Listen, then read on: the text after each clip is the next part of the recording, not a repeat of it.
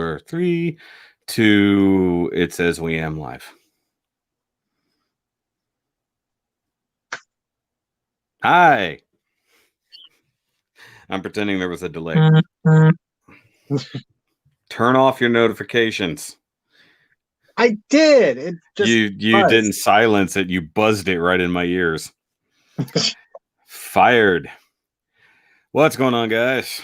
Happy almost Christmas. It is the Sunday Gundam Build Divers ReRise review and discussion that almost didn't happen. Yeah. So if you were here last week, you know that we said that we were going to try to do it middle of the afternoon or something like that. That didn't work out. Nope. And I didn't have the time. He ended up not needing the time. That one, the RODIMUS13 didn't have time. Okay, it currently shows that no one is watching. So obviously something is out of whack. Nope, just jumped to 5. There we go. Okay.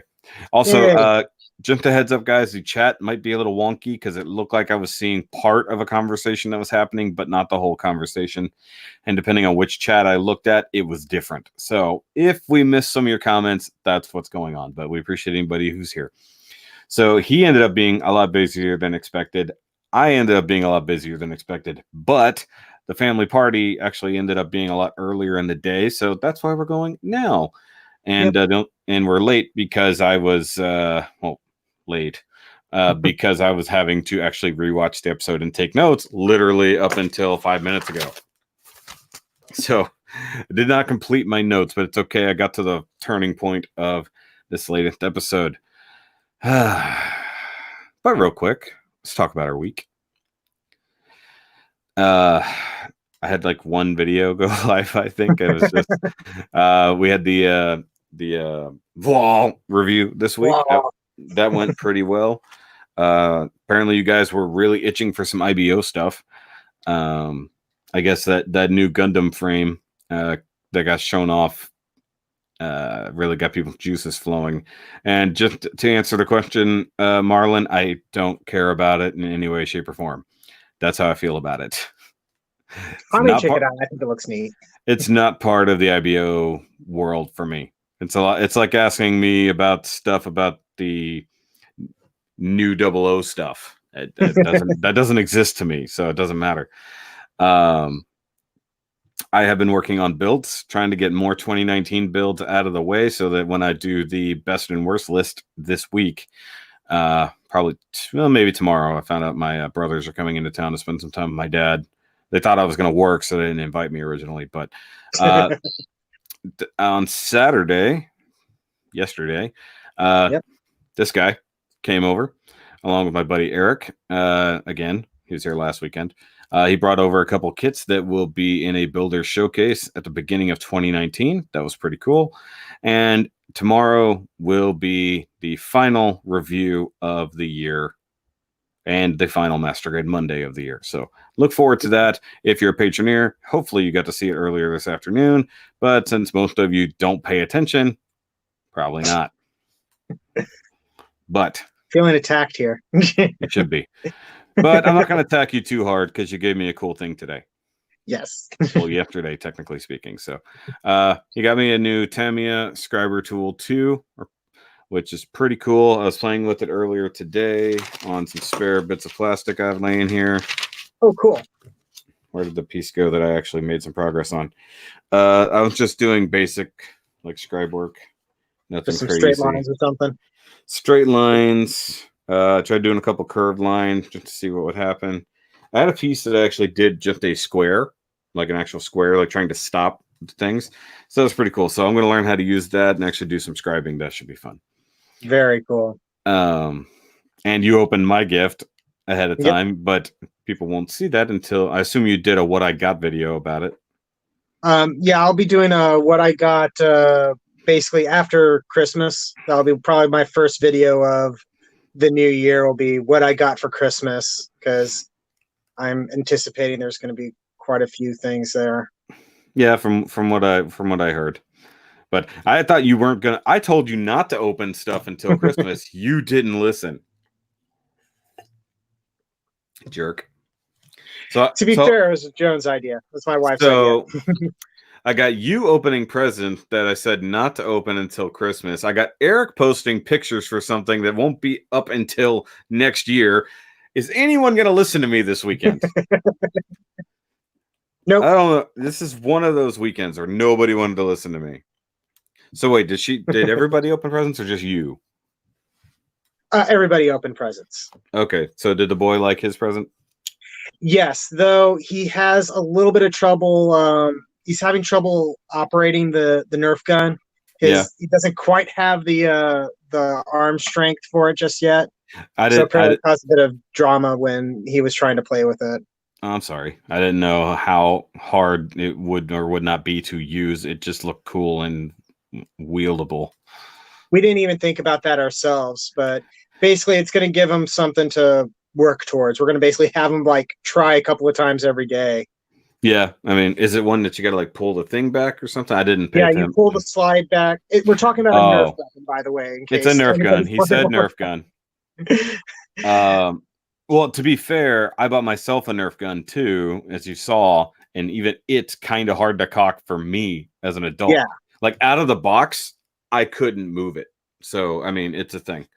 I got it free eventually. So it also might be not just him. It might mean it needs to be exercised a little. A little bit of breaking in or something. The soft, yeah, there you go. Anyways, so what else happened on your channel this week? Since, by the way, guys, go subscribe to him. Link in the description down below. Let's see. What was the review I posted up this last week? Was that was V2, wasn't it? I believe you did V2 on Monday or Tuesday. Yeah. It was late. It was late because you weren't done. Yeah, and Monday's video is going to be Tuesday video this week as well. And then I did an Exia update / pre-Christmas what I got because I had made absolutely like no progress on the Exia. And then, come Saturday and I take it with me to that build meetup and I preview for folks. I made a lot more progress. Yes, and I had to help you out with that just a little bit. Yeah, and I appreciate that so much. There was a few bits he did struggle with, and looking into it, it looked like there might have been some deformation, along with a couple of small issues that he had with the assembly, especially on the head. But there was another bit. I'm trying to find what review you posted. I'm scrolling back through the week. I know it's there somewhere. Because I just saw Voil. There you are. It was V2, yes. People, go watch the V2 Gundam. He needs more views on that. That's kind of pathetic. That's not an insult. People should be watching it. It's pretty dumb. So once again, guys, if you want to see the reviews on the ReRise kits, his channel, he's going to be doing most of them. However, I have one coming in tomorrow that I hope to build and just knock out as quick as possible so I can include it in the 2019 list. Also, I want to see your review on that. Yes, I saw Star Wars on Friday. I'll give my thoughts on it another time. I'll let more people have time to watch it, including you. But I gave you I sort of gave you my thoughts yesterday. Actually, I don't think I caught your thoughts. You were talking about it as I was walking in. That's right. I gave my thoughts to Eric and Belle. That's right. Yeah. All right, guys. I'll probably be seeing that on my birthday or something, or around my birthday. That'll work. It's because you could go with my buddy Evan because he's going like on the 1st or the 3rd, whatever the first weekend is of the month. Also, speaking of the meet, if you guys are in the greater Houston area, there is a new place to actually have build days, and they're doing build days every other Saturday. It's up in the Woodlands, a place called Space Cadet Comics, if I remember correctly. Comics and Collectibles or something. Comics and Collectibles. It's right off Robinson Road, like really close to 45. If he could find it, you could find it because he's terrible at everything. GPS. Oh, gee, thanks. GPS helped. GPS helped. It's a cool place. They're set up for they're set up for gaming, so they've got long tables and stuff. So if you're in the greater Houston area and you want to come out and you're available, it is in the evening time. So like say you work Saturday and you normally wouldn't have time, they're usually at 5 o'clock and they go till close. So yay for that. We had a pretty good time, but it was basically us. So nobody knew about it enough to come and hang out. So we will be out there on the 18th and the 4th, 4th or 3rd, whichever day, 4th. So be on the 4th, and then I'll be out there on the 18th. I don't know about you necessarily, but come and hang out if you're in the area. No, we'll have to see. We'll see what happens. Obviously not going to go. There's not one on the weekend of my birthday. So yay. And also, yes, my birthday is coming up here in a couple weeks, along with his. Yep. So, we expect a video of us hanging out and playing with toys that day. We'll probably live stream ourselves playing with toys, kind of like we did last year post Christmas, and we played with your Predaking King. So, all right, let's get to the episode now that we've gone through all the normal starting BS.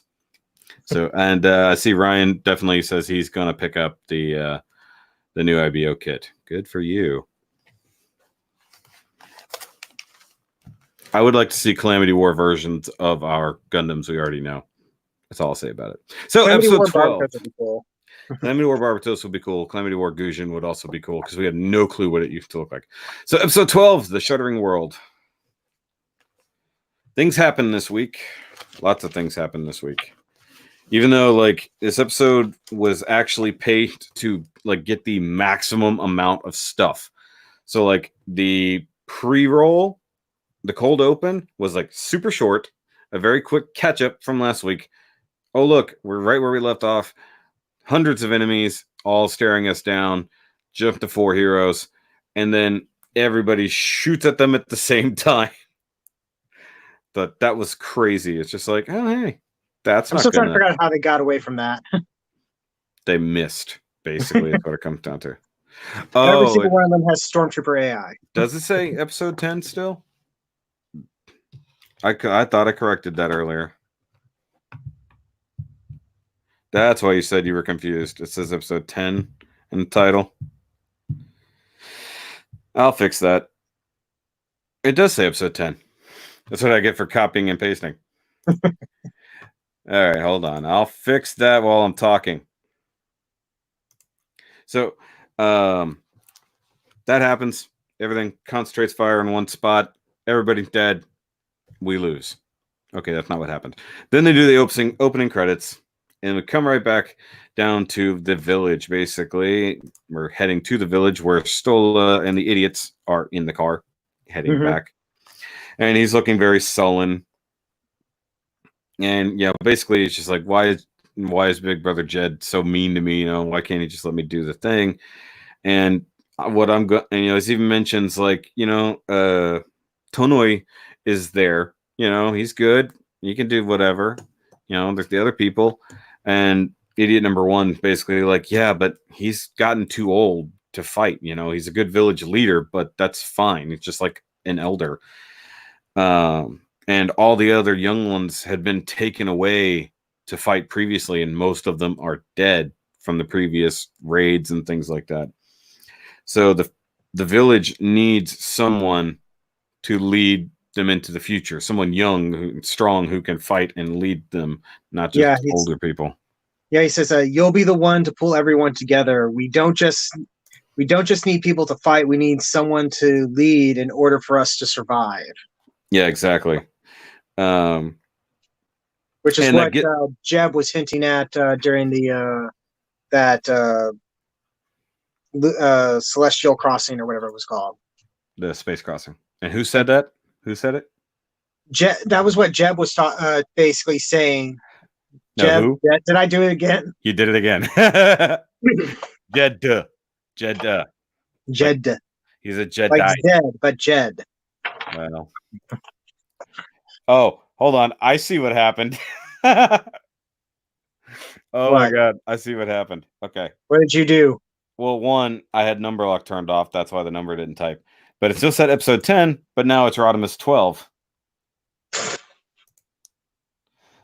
That's funny.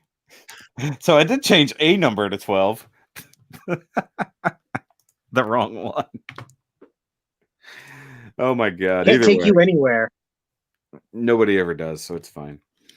Okay, but anyway, so like he kind of reacts to it and then looks up off into the distance, and idiot's like, I just said something nice to you and you don't even react. The other guy was grinning at that too. I thought that was kind of hilarious.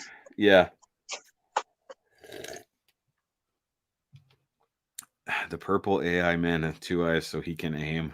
He has a 1 eye patch. No wonder they can't aim. There are a curious amount of villager cutscenes that Build Divers would never have seen or known about. Yes, we've talked about that before. Now they're talking about all kinds of other things. So basically they noticed that, oh, hey, the moon is changing. So they see it basically like parts of it have gone away. And we were talking about this right before we started rolling.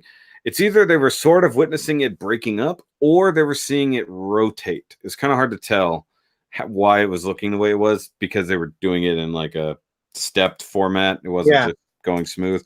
But with something that big, that far away, would be hard to notice it changing quickly. You know, if our moon suddenly started rotating, we wouldn't notice right away because light does take a minute to get back and forth. Exactly. Where am I at? Oh, yeah. We go back to the Build Divers who are in battle around the moon. And then at that point, I forget who said it, and I missed the thing, but they realized that it's not just a big column that's out there, that it is a giant cannon. May's the one that says that it must be a weapon. Yeah, it must be a weapon. I think it was Parr called it a column or something along those lines. And just then, Kazumi is about to be attacked by, I forgot what that suit is called, but the one he kind of encountered before that has a really cool, like, 4-barrel. Daughters, wasn't it? Yeah. Daughters. That's right. And he's like, oh, you know, the noises he makes a lot in this episode. And then Hiruto saves the day because that's what he'd do. Yeah, because the using the basically the bits that the Jupiter armor has, right? Where it flies off. They're bits or funnels, something to do with the backpack. His Burnian parts are now also funnels at the same time, so he flies that in there, which is pretty cool. But he was kind of bringing up a good point that before all that went down, he's just like, okay, so we got this. What are we supposed to do to win this? And that's when they noticed that they have no victory conditions. Yeah, victory conditions unknown. What does that mean? Yep, Jack of Blade just showed up. Try shooting a target with only 1 eye versus 2. You technically are supposed to use only 1 eye. I'm just kidding. Hiruto had to take on Seltam on his own. We're not there yet. Don't get ahead, B-nuts. We don't jump ahead. We go through the episode. And yeah, the Jupiter armor is pretty cool. The Valkyrie. The Valkylander does have some cool new weaponry. We didn't really get to see it do anything. It just flew before. But I love the fact that it basically can do now what the 00 could do with its beam, with its GN rifles. It can shoot blades that basically are cutting things. And you see that he's doing that with his new sword, which is pretty cool. It's just like, also reminds me of the old Legend of Zelda cartoon. Yes. The way he would shoot laser beams with his little sword. I gotta wonder if they borrowed that idea almost specifically. It means no victory conditions as a result of the strange, unplanned situation. Yeah, none of this is supposed to be happening. So yeah, there can't be victory conditions. Still gotta wonder who set the victory conditions ever. My guess is just like the game was sort of going like, okay, we're here. There's stuff. Let's figure this out. This works. And at this point, it's like, I don't know what's going on. I think it would have been funny if you actually threw your papers. But Parr starts panicking because he's like, okay, what do we do? Do we beat all of these things? Do we beat the Seltam? Do we take down the cannon? What are we supposed to do? And everybody's starting to panic a little bit. Everybody's panicking except for May. May's like, I got to do the thing. So she just flies or starts flying off. Charges up a cannon or this big beam cannon that we saw last time that blew through all the doors. This time she just goes and just takes out, you know, God knows how many enemies in one shot. That was so cool. It was so cool. But then like Cosme's like, she's had that all along. Like, it's like, why wouldn't she do that before? I get like, I think that was one of the minor upgrades she might have made. We talked about that last time. So nothing's really changed from this episode to from last episode, except that she has that little cannon that can just do giant beam attacks, but she's basically clearing the way for herself best she can because she's heading toward the thing. So she rushes off toward that, and then that's when they discover that the comms are being jammed. Yeah. And I like the fact that this is one of the only times we see Cosme actually beat one of the enemies. He just lances one like right in the face, one of the four-legged ones. And I think that might be the only one he defeats the entire episode.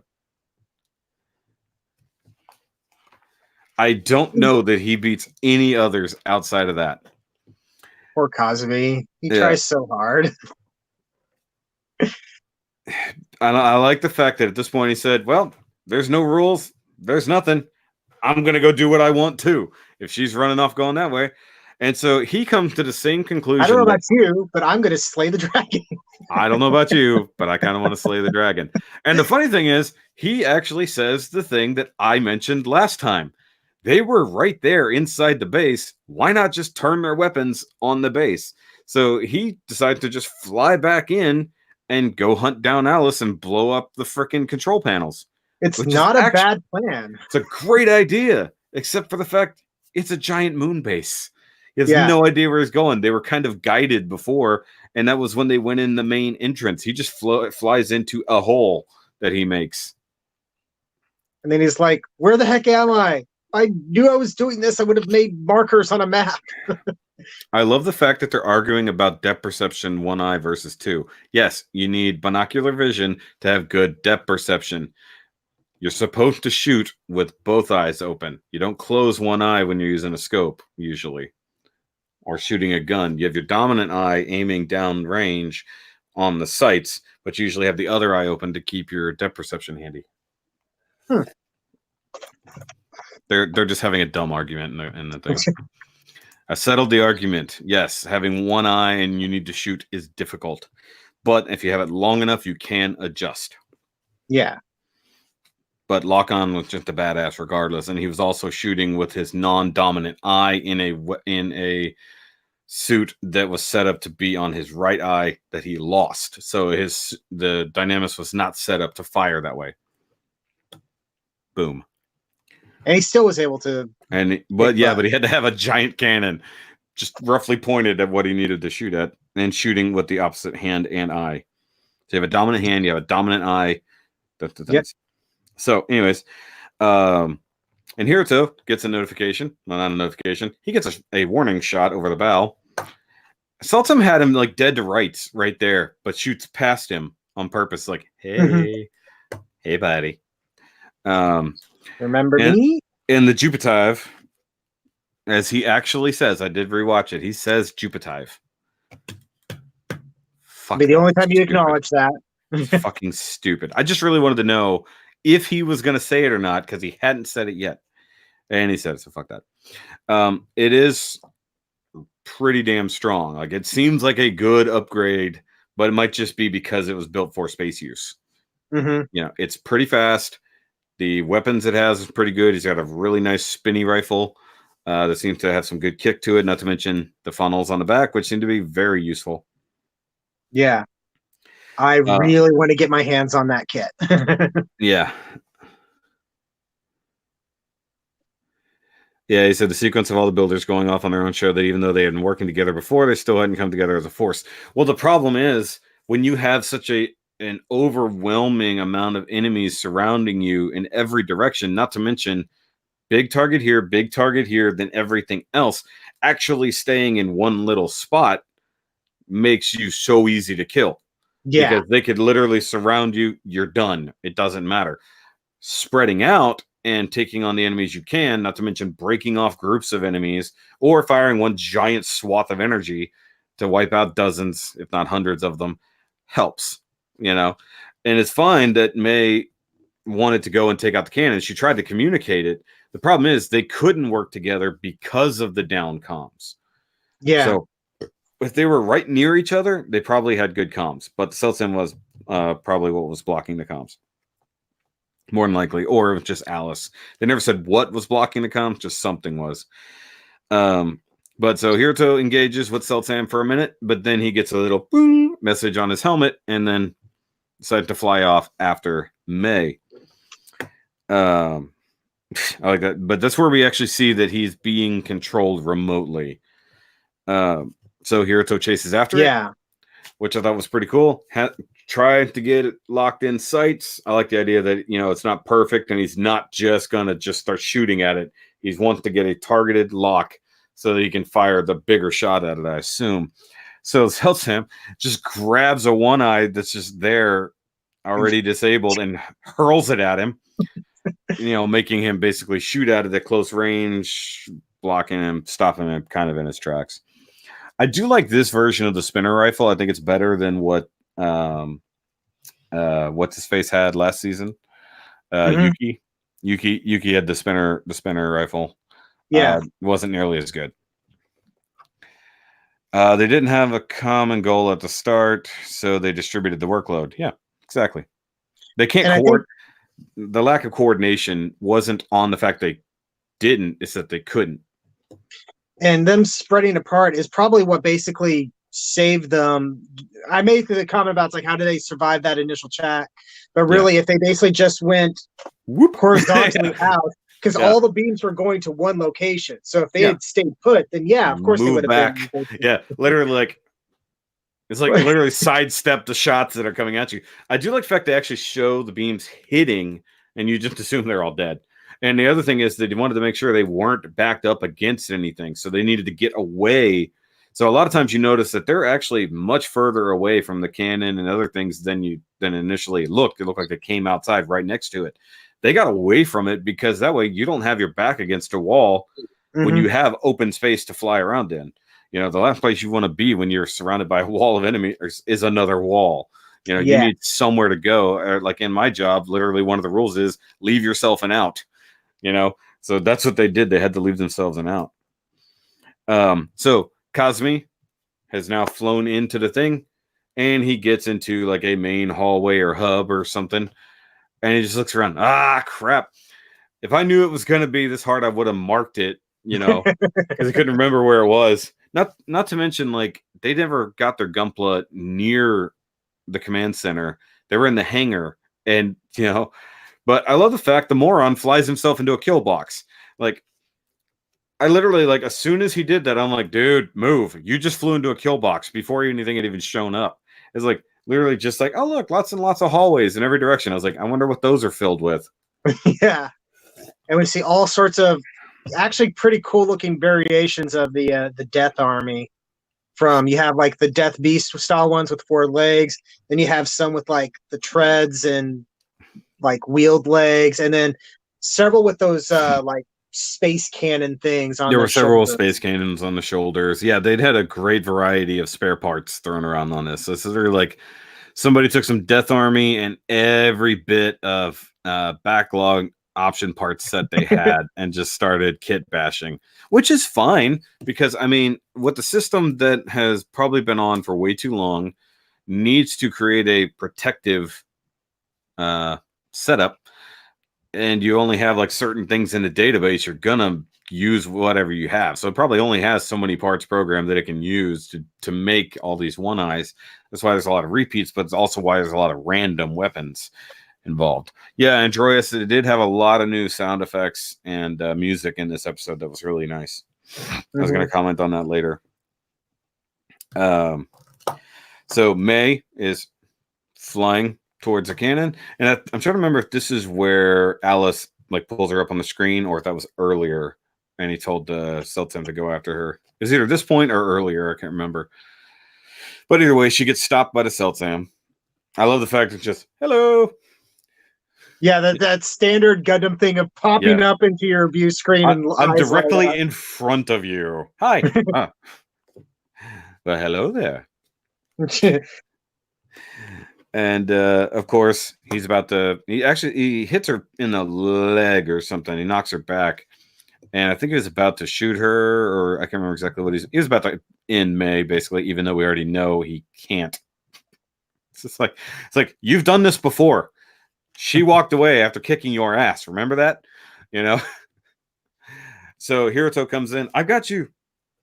And like I forget, he comes in, stops it, and then they have the Hiruto May, and then she flies away. I like that moment. Like their shorthand to each other is like so like on par. Like, I'm here. Go do what you're doing. Okay. It's like they could give each other a look, and they would be able to do that. They're so kind of equal footing when it comes to battle. Yeah, I also wrote this down as Hiruto shows up and basically reminds Cell Sam that they're the ones fighting. Hiruto and Cell Sam are fighting, not me. That's literally one of those anime tropes. Oh no, you're fighting me. You know, one of those things. Where are you going? You're fighting me. I wish he had said something like that, but Hiruto's not like that. No, that's not his personality. Also, guitar music intensifies. Yeah, there was some guitar music intensifying in there.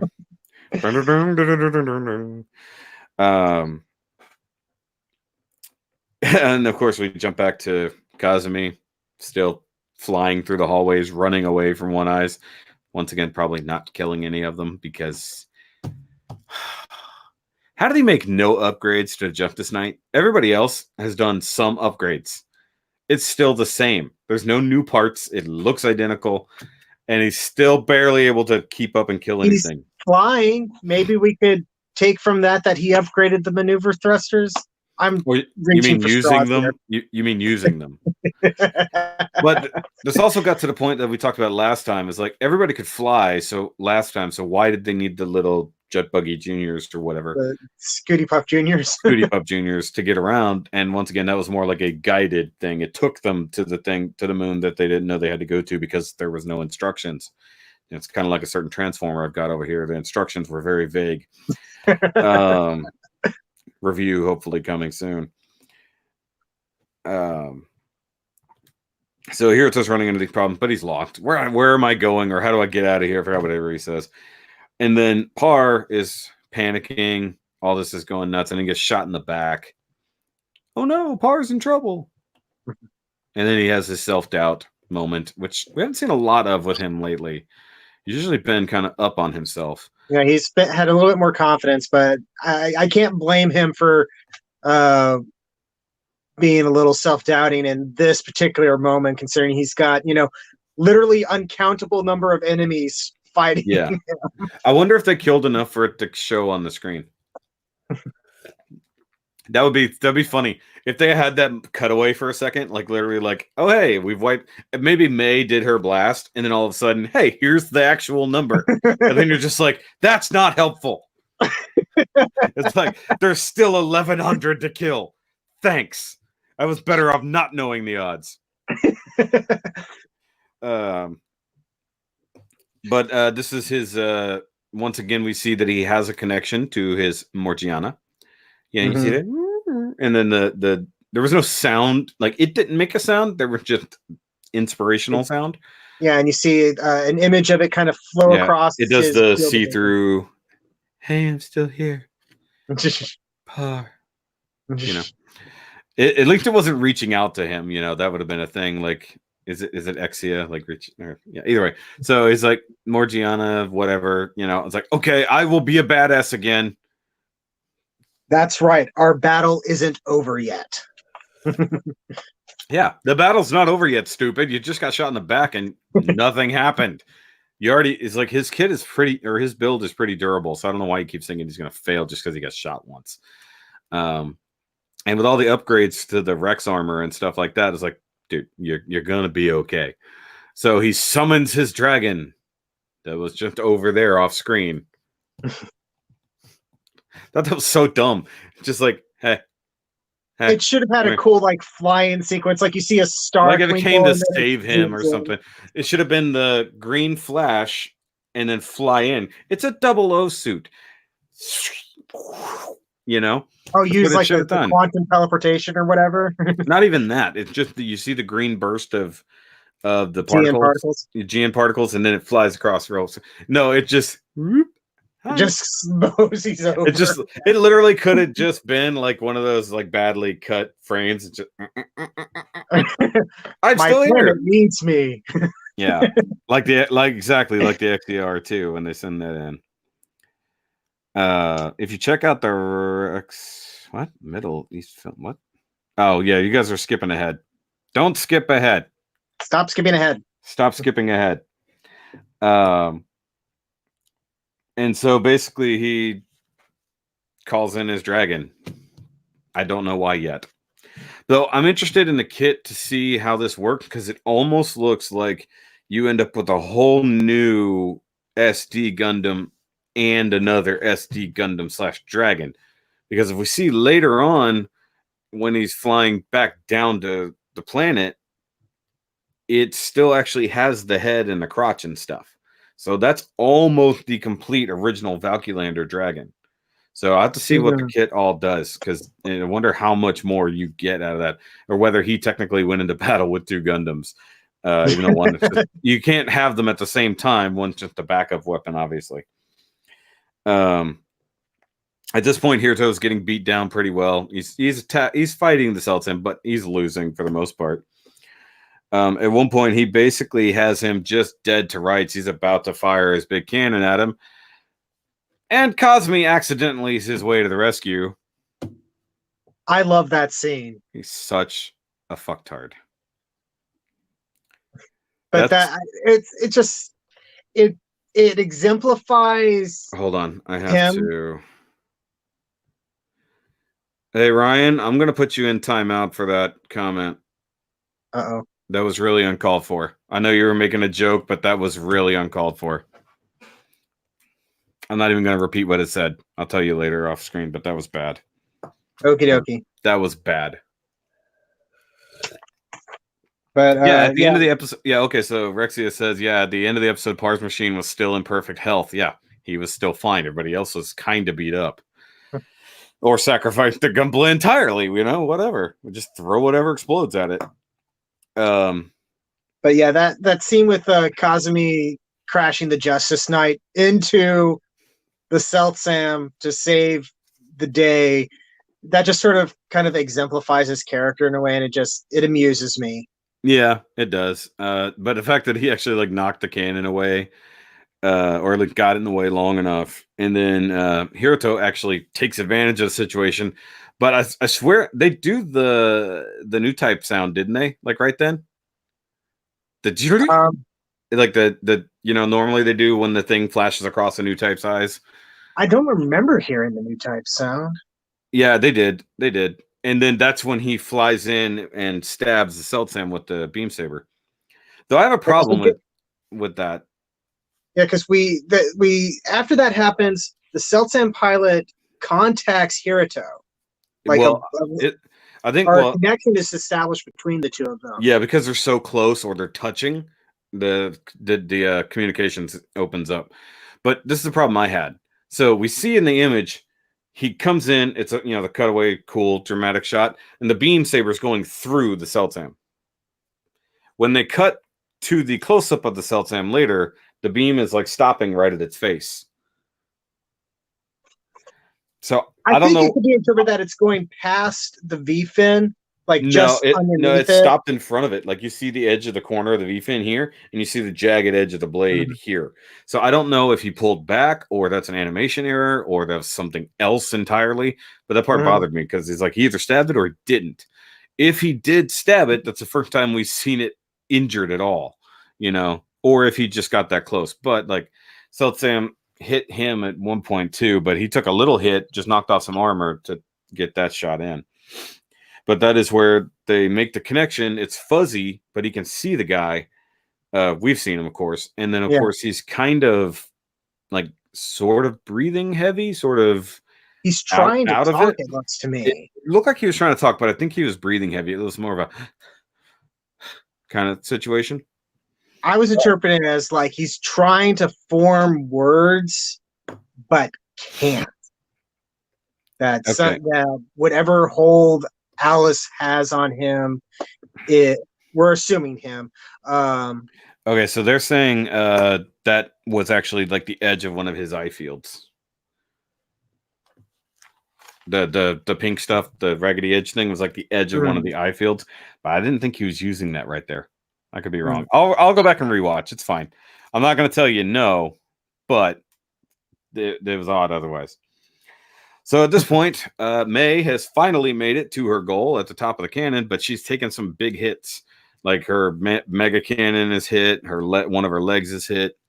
Oh, one thing I noticed early on. So when she was using that cannon, I remember like it said locked, locked, locked, locked, and then like her legs tucked up and stuff, and then it like did a big charging thing, and then fired that big blast. So I think there's something to like to that. You know, there's something about the way she uses that big beam that has something to do with that. I think that's what I think she intended to get up in the cannon and fire the beam, but at that point she'd taken so much damage she couldn't.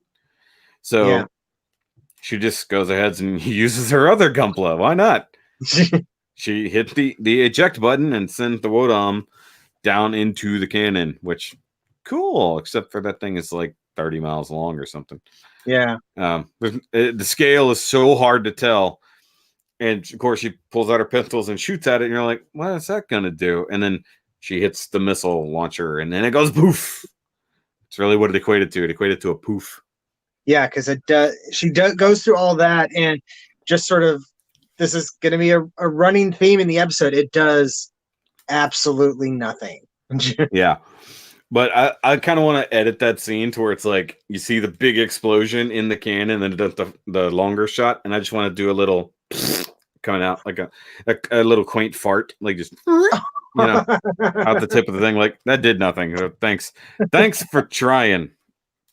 And so she's sitting there. Now she's in her stripped down doll form, which is great for speed, but no armor. And only a couple weapons, and still surrounded by everything. And then that's when Par to the rescue. Something. Yay. Sort of to the rescue. Par says, "Get out the way." That's just the get out of the way or step aside or whatever she said or he said. And that's when you see why he called his dragon over. He's got a Gian bazooka, basically. Big ass. What he called the Avalanche Rex Buster. Big 3-headed dragon GN Mega Buster.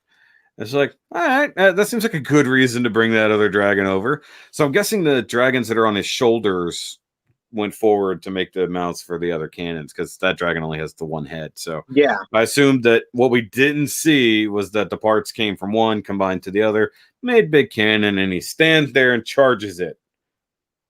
Cool. That's not gonna really get there.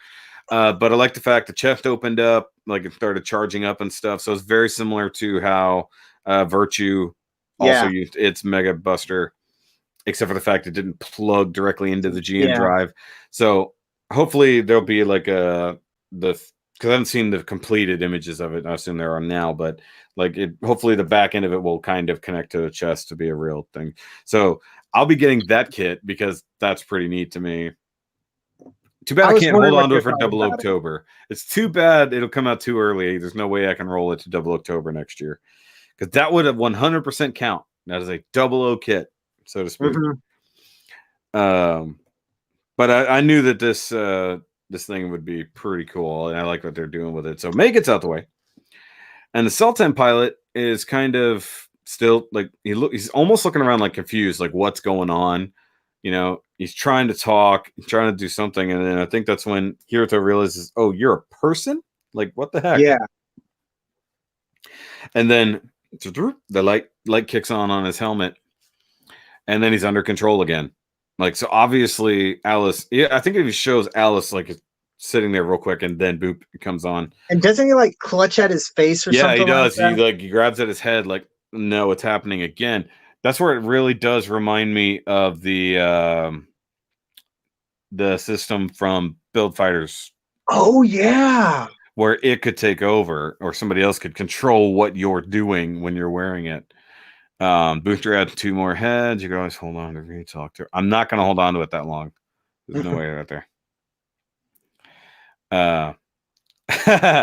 Par, I'm a firing my laser. That's funny. Yes, mind control mask. Though how that works on a person in a virtual world, we'll find out eventually. Possibly next episode. We'll get there eventually. So he does like give the big forehand punch, knocks Hiruto back, does some damage to the Jupiter armor, and then he's about to fire his knee cannons because we're back at the knee cannons again. And then actually Kazumi saves the day on purpose. Yes. Fires his lance at him and just kind of ding, knocks it just enough to redirect the beams. Which technically, I don't know if the kit can do that, at least the way they build it in real life, but still, it's a cool thing. Yes, the embody system. Thank you. I just always forget. I like how Purple Man vibe checks Par. Yeah, that's kind of true. Where did oh yeah. So at that point, while it's sort of just disabled, you do the Hiroto moment. And he grabs, I don't know how he does this, but he gets one of his thruster funnels, connects it to his hand, and then a big old beam saber comes out of it. Yes. And then he flies at the Celtsam. And then we're going to have that scene is so cool. It's particularly the way they tilt the camera along with it. Yeah. It's just, that's a nice dynamic, nice really cinematography. Cool, but I thought it was interesting. They were both left-handed. Or at least in the moment, they were both left-handing it. Huh. So, but I guess the Celtsam's left-handed, the small one, so that makes sense, You could also assume that earlier in the fight, the right hand of the core Gundam might have been damaged, because I remember when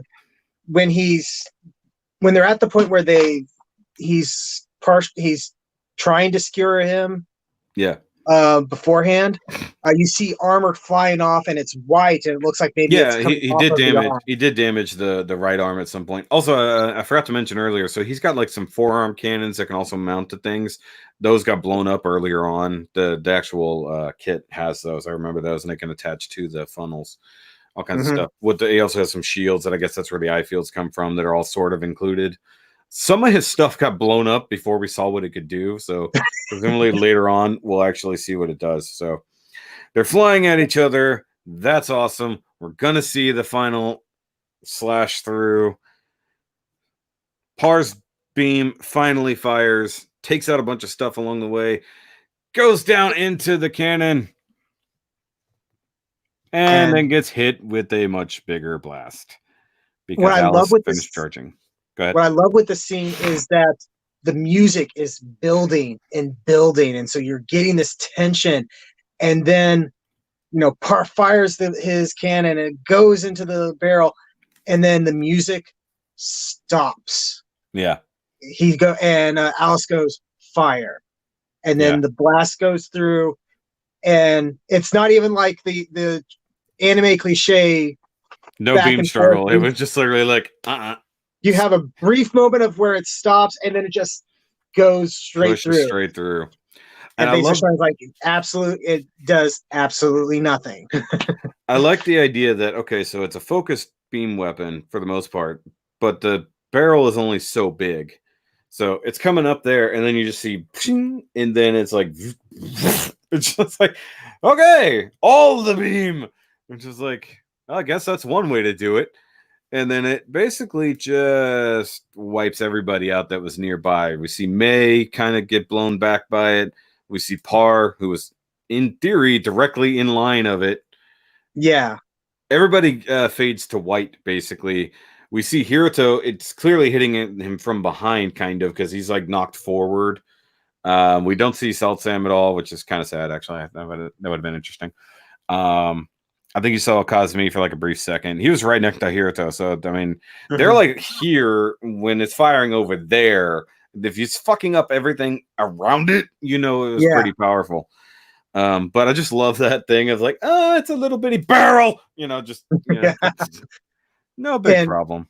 Initially, when I saw that, my thought was, okay, so Hiroto and the core Gundam are just gone now. What happens to Freddy? Because I interpreted the going to white thing as they just got vaporized, and now they're gonna wake up back in the real world because they just damaged out. Yeah, that's what I thought was gonna happen too, because they go to commercial. Or wait, the commercial happens in a minute, doesn't it? Never mind. Sorry. So we see the beam heading towards the planet.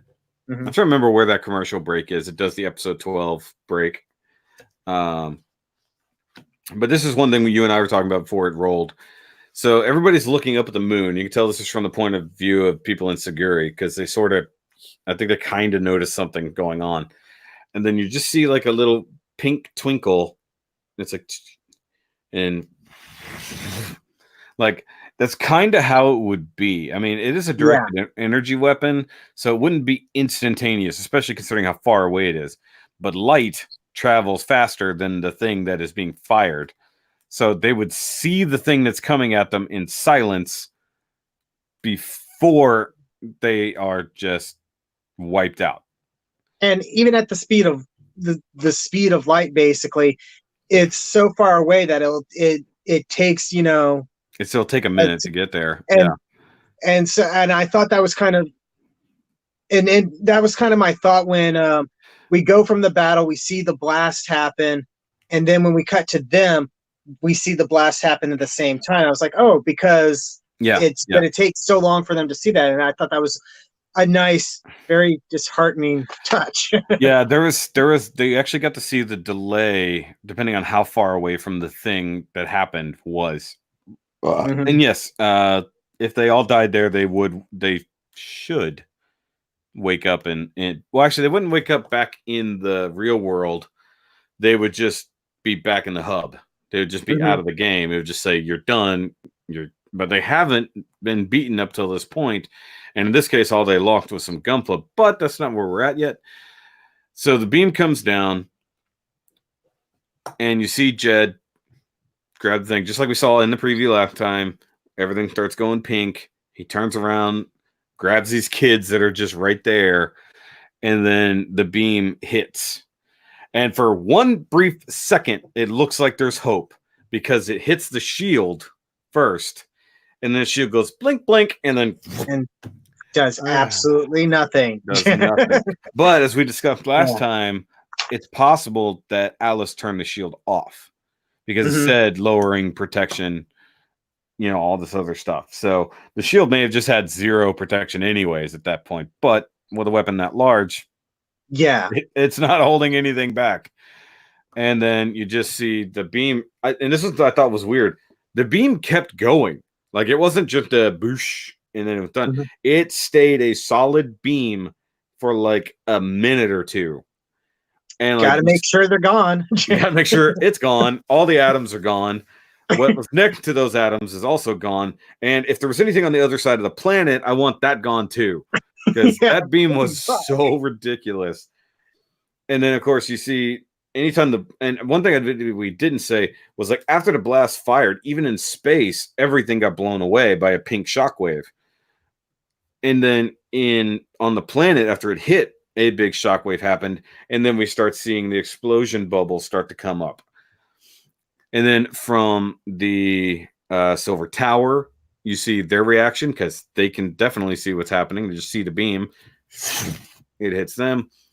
You see Stola and the idiots. They see it happening too, and they hear the rumble, and then they get wiped out.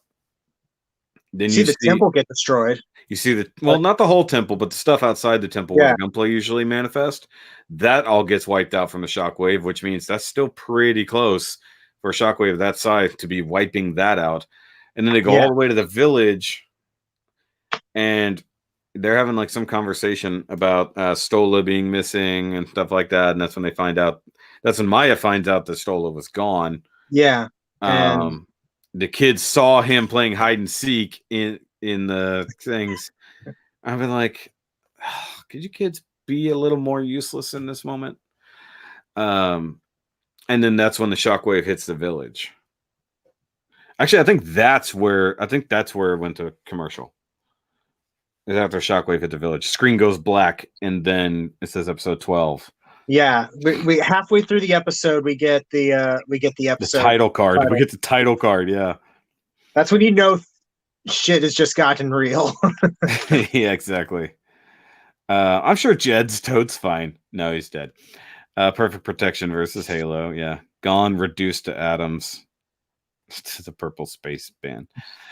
Jed is dead. I read that as Jedi dead. That's terrible.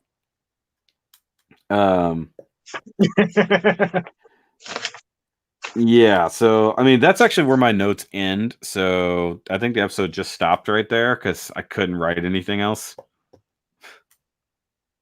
Yeah, I'm just kidding. I ran out of time. That's why my notes don't continue.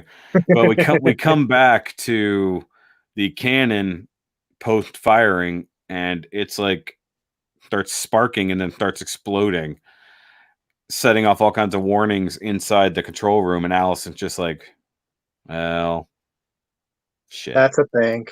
It's just like very aloof about the fact he just blew up God knows how many people, but he blew up his own cannon. So I guess it was a glass cannon after all. Or he didn't need to turn it up to 3,000%. Yeah, because it's just like you're targeting a single small city on the planet. I get that you need the power to get the beam there, but it might have been overkill if it wiped out your mega weapon. You know, it's like except for Seed, I don't remember a lot of the mega weapons becoming useless after firing. And the only reason it worked in Seed was because the focusing array would get damaged every time they used it, and they had to bring in a new one. let's see. There might have been one in Zeta because there was, or because like I think there was like they converted a colony into a laser cannon basically. Yeah, everybody always gets a colony laser. And there was the solar system cannon blast thing where they had the reflector mirrors, and those got I think those burned up at one point, but probably can't remember. Some of those things are one-time use, or they need to be repaired after a couple blasts. Mm-hmm. But we cut back to some debris falling from the space. Some of that debris is our heroes. Yep. Bits and pieces. No, I'm just kidding. It shows May. It shows the May doll. And she's just like, well, I guess I'm falling to the planet now. She's got no protection, no armor or anything. And then, lo and behold, a great dragon arises. Yeah.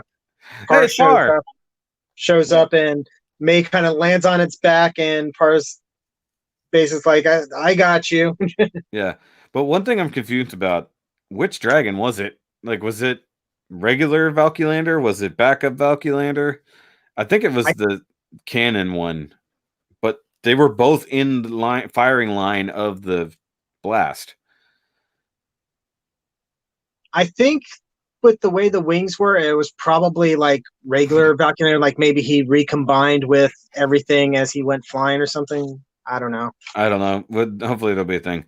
Yeah. The one mega cannon they had in 00 that was using GN Tau drives. The other Memento Mori, the one that was on the celestial being ship, that one was basically draining the GN drives. That's why it wasn't destroying itself. It was just completely emptying all the particles in those GN drives. That's why it had to keep swapping them. Yeah, and then Kazumi just comes freaking rocketing right past them. Once again, no damage at this point. But yeah, this is where he's like, this thing's not made for atmospheric re-entry, and it's just got the shield out, and he's diving. He's doing his best with what he's got. Yeah. I mean, like, if I was him, I'd have put my flying backpack out front, too, for extra shieldery. You know what I mean? And at that point, and the shield breaks because his shield isn't worth a shit. Well, not against atmospheric re-entry. It got broken before. It needs to be made of vibranium. It's the only good shields. And then, of course, he gets saved miraculously. Yep, the Earth armor shows up, and he lands on top of that, and he goes, "The Earth armor." Yep. So the Earth armor has saved the day, and he's like, "Where's Hiroto?" Well, you know he's got to be close. The Earth armor didn't just happen over here. Plus, if the main core Gundam got destroyed, he would just default to the armor. Like that's I think that's what happened with Par. So even if the Morgiana or whichever one technically it was destroyed by the blast, you would just technically switch to the backup unit. They've done that before, like, haha, I'm over here now. So I thought at first Hiruto was somehow in the Earth armor, which, by the way, with the exception of flying to the moon base, was not seen at all until this moment. It was doing nothing. It wasn't even like flying around shooting stuff. It was just there. He could have been riding on it. It literally showed up only for this Ex Machina, which is not really an Ex Machina. But then we see the core Gundam, which is falling. And it's just the core Gundam because it can survive anything. All the armor got wiped out because that's what always happens. His armor gets knocked off and he just moves on. Definitely taking some damage, and they're like, okay, well, how's he going to survive? And this is where we see the re-entry film that we saw in the preview last week. So the quote-unquote red Gundam that we were looking at was actually just the core Gundam's crotch/chest while re-entering the atmosphere. So that's why everything was red. So he covers himself in a protective clear blanket and then crashes through space poncho. I do like the idea that like you got some first person kind of views of them crashing down through the clouds. And then I think at some point, I don't remember if it was right there, it might have been something else. We're talking about they're out of energy and like that you couldn't pilot, they're just falling to the planet. Like they can't steer. Yeah, that comes a little bit later because they re-enter. Hiruto gets a brief vision of Eve just before they like fully re-enter the atmosphere. Yeah, they like break the clouds. And as they're shooting over, they look down and Cosme's like, "What's that?" And they see the massive crater and deformed landscape that was once Seguri and the lake. Yeah, it's now become a lake. That's the thing. It has now become a lake. It wasn't a lake before. It was like the mouth of a tributary. So Seguri was right at the mouth of like a river. It was a floating city. Now it's river and a lake right at the mouth of the river. Yeah, that's weird. And they even, I think it even like deformed the mouth of the river part that they were. Oh, it moved all the things. Yeah, it was. Yeah. And that's when he's like, that's Seguri? I think it was May that said it was Seguri. I can't remember. I didn't get that far in my notes. But it is, I've watched it twice now somehow. That was and actually a hard episode to watch again. I had to watch it 3 times, so I know. Yeah.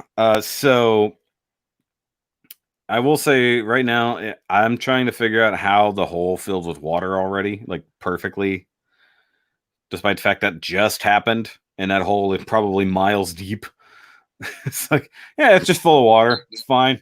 It's fine. No problem. It could be all water the water that was around it, perfectly fine. The trees and stuff. Maybe? No. It's a gigantic energy beam penetrated a thing covered in water, and it went into the ground and made a crater around it. It wouldn't fill back in with water instantly because you see the edges of the crater meet up above the river and everything around it. So, I mean, it was a pretty scary image. In fact, that was going to be one of the thumbnails this week for that. We discussed which thing. We always talk about what's going to be the thumbnail for the week. And I said, we're not going to avoid spoilers this time because we already know this is going to happen. It's like they showed us in a teaser last time that this moment happens. So we're going to go with Jed's final moment, and make it as pink as possible. It wasn't completely filled. It was filled enough, but the problem is that the ridge of it was, I mean, if it could have gone higher than that, maybe, but like say, even if it was broken through on the side of the crater to the river and the whatever, those levels would have dropped until the water could level out. And then it would only fill as high as those things. Because that's how water works. But either way, it wouldn't have that much water in it that quick. I mean, it would take forever to fill in that hole with water. That's my only problem with it. Although, it's a digital world, probably. So they crash. Mm-hmm. But I found it interesting. There were 4 grooves in the ground. They separated out. They separated out instead of just, hey, maybe we should. So the 2 people who were riding on a thing to get to the ground, they probably could have actually glided enough to slow them down. Just said, okay, I'm done. And then that means Hiruto might have gotten on top of the earth armor. May got off of the dragon, and then they all just crashed that way. I don't know. Because I don't remember if we see the earth armor on the ground, but we definitely see the earth armor should still have energy because it didn't get used for anything. Maybe it was doing a whole bunch of holes. really cool things in the background. The fucking holes is what I'm trying to do. Once again, I didn't get a chance to completely rewatch the episode before this. I ran out of time. It is what it is. The earth armor maybe took out like 50 different enemies, all behind the scenes. It wasn't important to the story, so we didn't get to see it. Yeah. The rest of the episode was freaking chilling. So probably, he says, because that's a huge question. What are you talking about, B-Nuts? Tell me what you're talking about, because if I said it, then that's fine. That's fine. We'll get back to that. And I'm trying to remember what. I know this is where we see them trying to get back to the village, but we see like this line. It looks like a line of ants, kind of. It's their footprints. Was it footprints, or was it actually like a super high view of people walking? That's the only thing I couldn't tell. I initially thought it was like a view of refugees or something like that, but I think it was supposed to be footprints to sort of, that way it was a transitional device to show that they were walking the rest of the way to the village, because we see that, and then we see them coming out from behind the rock, and that's when they and us get a glimpse of the village and see that even that far out, the village, it's not like in ruins, but it got hit hard. Like, get this overhead shot of the village. Yeah, so there's damage to the village, but the thing is, we already know there are surrounding other villages. Like, in all directions, there are villages. We knew that Seguri was loaded with people who were either living there or just shopping there or whatever. So we know that there are probably several hundred, maybe a couple thousand of these puppy people, so to speak, just spread out. We've only ever seen the smaller groups, with the exception of Seguri. But the images they showed with this pan over of the village, the first little chunk, I don't know if you caught this because they scrolled past it kind of quick. They showed a pile of dead people wrapped up and people crying in front of the bodies. Oh, well, I don't think I saw that. I saw it was all right the tents and the people laying on the ground, so like they were being treated. As that scene starts to pan, like as soon as it cuts to that, it's right at the bottom. It's right at the bottom. It's the first thing to pan out, but it's right there. And then it goes to then it starts jumping around to the different scenes of people being helped and things like that. And yeah, the village is wrecked. It's still there, but it was definitely heavily damaged. But they're likely pulling in people from the outside villages and stuff that survived. I thought it was footprints too. Yeah, I mean, I'll have to look at that again. GBN is not fun. Not right now. Yeah. Okay, so we'll get there in a second, Black Shinigami, because we've obviously talked about that from the beginning. But so they show up, and I forgot who exactly said. Oh, they're walking through the wreckage, and then Tonoi sees Freddy, and he's like, Freddy, and he runs up to him, and then that's where him and Maya and some of the other people are from the village. We don't see the old guy. We don't see the old dude, the farmer guy. No, you don't see him. So we don't know. We saw him when the blast hit, remember? Because he was with the little kids. Yeah. We know the kids survived. So the kids survived, so he might still be somewhere. He had a heart attack or something. He had a shield that could have protected him. These cutscenes are depressing. Shut up. So they ask him what happened. We're glad you guys survived, but what happened? And that's where May said, basically we got there, we couldn't stop their satellite cannon. And I forgot how they got to the question about Seguri, and she says, Seguri was annihilated. And that was chilling because like she's just blunt about it because there's no reason to beat around the bush. You know, they said that they saw the blast came from she's Seguri. kind of acting emotionless, but there's some, at least maybe it's just me reading into it, but there's something in the like timbre or whatever of her voice, that shows that even though she is trying very hard upset. to kind of she's 100%. Yeah, she's definitely upset about it. One, because they failed, and she took it on the second she knew what was going on. It was her mission to stop this. From the moment they met Alice and figured out what was going on, she knows more about what's going on. We just haven't gotten there yet. She's got to stop this cannon from firing. So for her, it's not just they failed, she failed. And now people have died. You know, God knows how many people were there. Not just resistance members, which I feel like we see way more resistance members at the Silver Tower than we saw in Seguri. It's like they said they all gathered there, but like I think Seguri maybe feels like a civilian center, not a military base, they were there for like the gathering for stuff, but it does not feel like it's supposed to be where the resistance really is. Yeah, I think when they said resistance, I think they just meant the other villages. And they're just referring to all of them as the resistance. Because they said they pulled them in from all the different corners of areas. So they brought everybody into one big city because it was protected. But then like the resistance leaders, well, some of them anyways, like the other old little Pokemon guy was in Seguri. So maybe that's what they meant. Either way. So now we get the very uncomfortable conversation where Maya's like, tell me they're okay. Yeah, like to Kazumi. And he's like, yeah, they're fine, they're good, it's okay. And like, I forget because I watched it twice. I did rewatch that part earlier today because I was just trying to get thumbnails and stuff.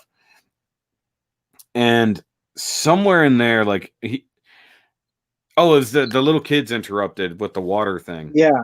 The little girl falls and cries when she starts crying. Maya goes over to comfort her, like it's okay.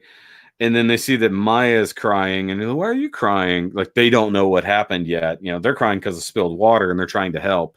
And she's crying because she knows that everybody just fucking died. And you never actually see Maya cry. No, they don't show her face. You hear it, but you never see her face. And that's that makes it all the more powerful because the kids look at her, they see that she is so upset. Yeah. And that just, all of them get set off. And that's and cue dramatic sad rain. Yeah, so the rain makes sense considering the atmospheric disturbance that just happened, you know. That's an enormous amount of heat and pressure. And then, of course, once it's gone, then it's going to create a low pressure point and just cause a lot of rain. And like, that's where Par's like, is this really a game?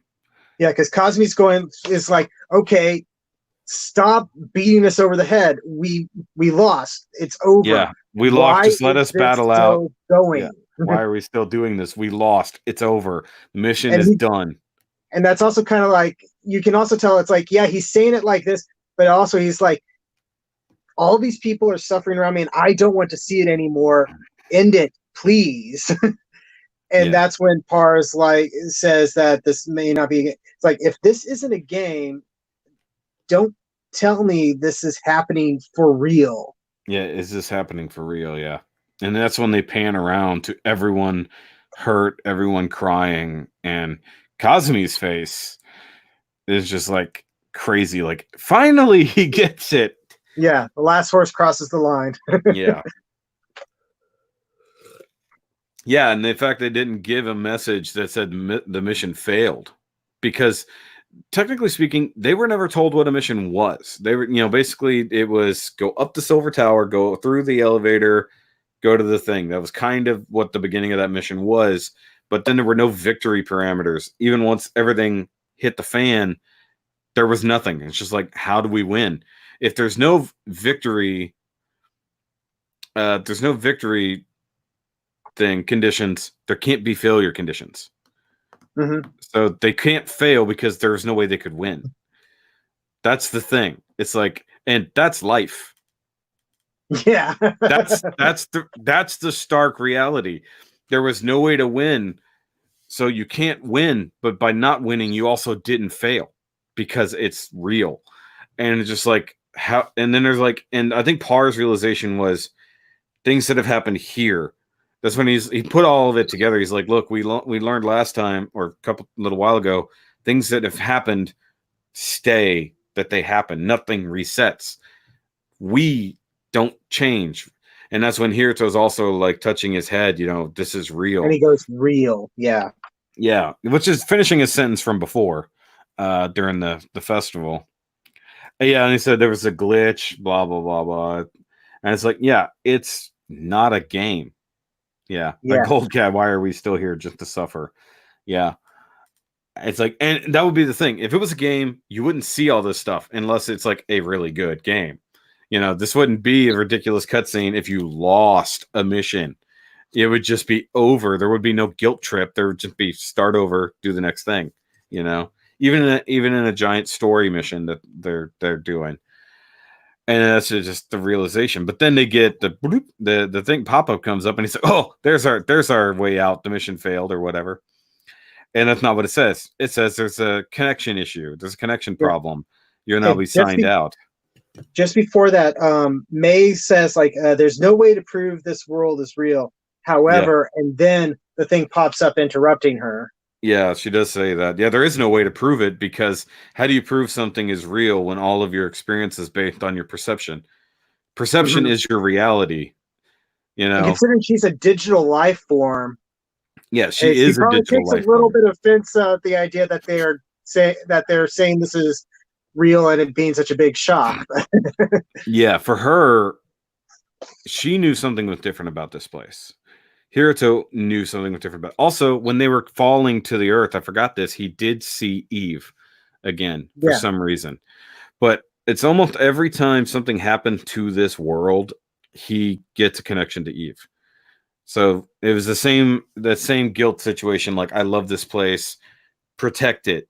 So now that this has happened, it affects Hiruto again, to some degree. Yeah, I wasn't thinking about the fact that if you lose the game would remind you. That's a real nice detail. Yeah, any RPG. If you fail, the objective system lets you know you failed. Could you imagine playing an RPG that didn't let you know you had failed what you were supposed to do? You just couldn't go on. I know exactly what that's like, actually, because I did that. I had that happen to me in a tabletop RPG. A tabletop makes sense, but not a video game. If you lost that hard, it would be, okay, you screwed that up. Let's try again. There's no redos. There's no trying again. That's the point. And just like, okay. So they get logged out, and then Freddy's just watching these people disappear for no reason. Now, he's seen them sign out, presumably. Also, we've never watched them log out from the world itself. We just know they do. Like, we've seen them log out in the hub or another world. This is the first time in their world we've seen them just go zoop. And you get that scene where it's sort of a long shot, and you kind of see that it feels like everybody that was in that area was kind of looking at them as they disappear. And it's in my mind, it's like these people are supposed to be their heroes, the chosen ones. They're protectors. Not only have they failed, they're gone. Yeah, they just disappear. Yeah, and this is one thing that I talked about last time. The moment didn't happen, but maybe it'll happen when things come back around. Where they start getting like, why didn't you protect us? That moment, like blaming them. Maya didn't have time to get there, but I think eventually she would have. She definitely would have been blaming Kazumi. 100%. And then he would try to explain to his. We're not to the anger part of grieving just yet. No, this was disbelief. So they log out, they go back to the hub, and then everyone starts appearing at the hub, including apparently Patrick. You caught the cameo. I was looking the second time, I just didn't get that far. And that's when there's an error up on the big screens, you know, it starts saying there's a server connection issue. And then I think everybody was panicking, like, hey, what's going on? I was in the middle of whatever.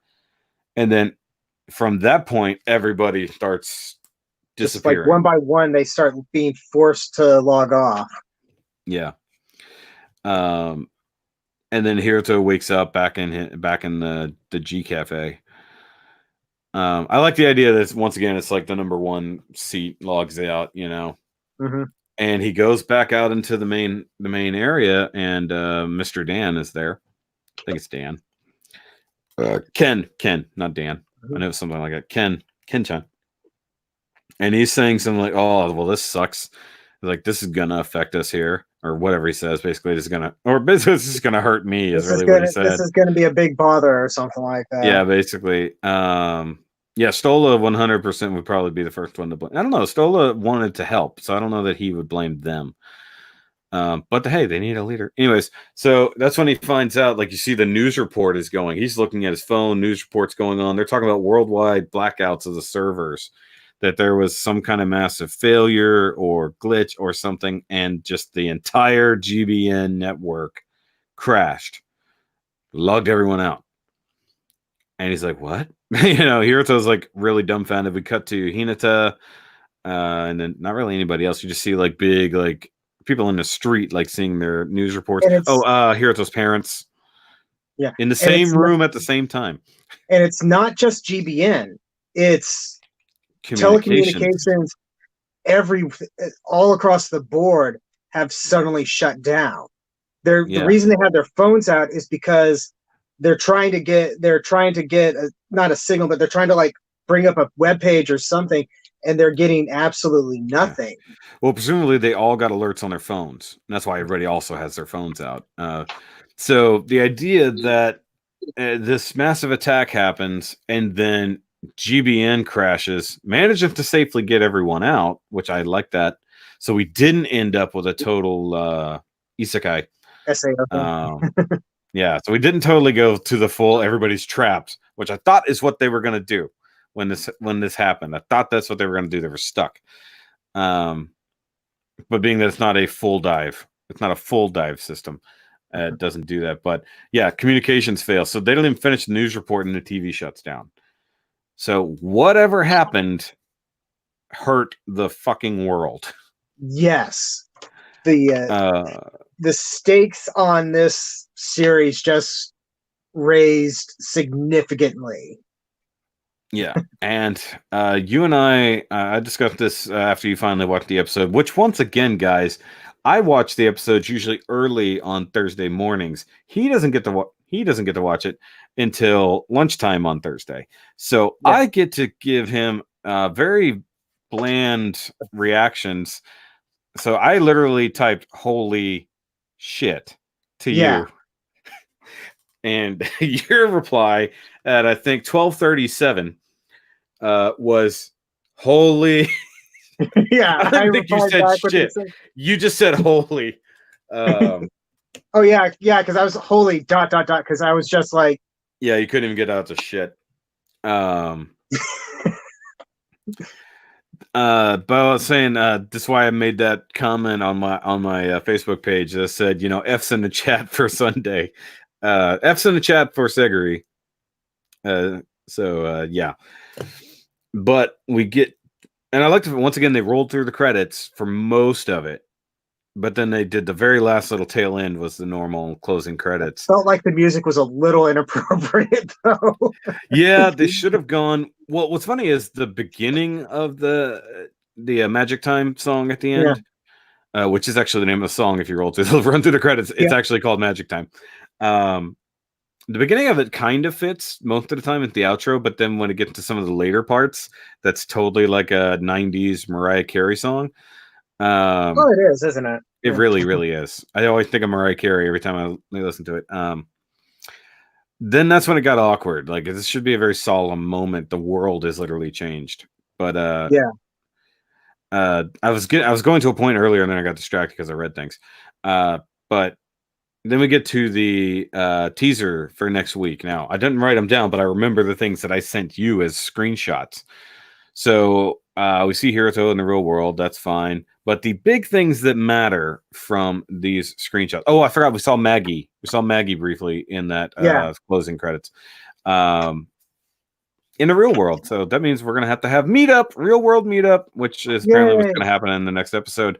So big, important things happen. We see Par in real life, who is dressed exactly like Shahryar, who is riding in a limo that is virtually identical, although smaller. I noted that is a smaller limo. It's the same kind of limo. A cool detail I noticed with Par, and I didn't notice this until like my third look through it. Yeah, he's in a wheelchair. I didn't see that. If you look just behind him, because you can tell I'm not going to argue. Down. I'm just saying I didn't see. Hold on. Let me look at my screenshot because I want to see if I caught that. Because you see, oh, he is in a wheelchair. It's right there. Yeah, you're right.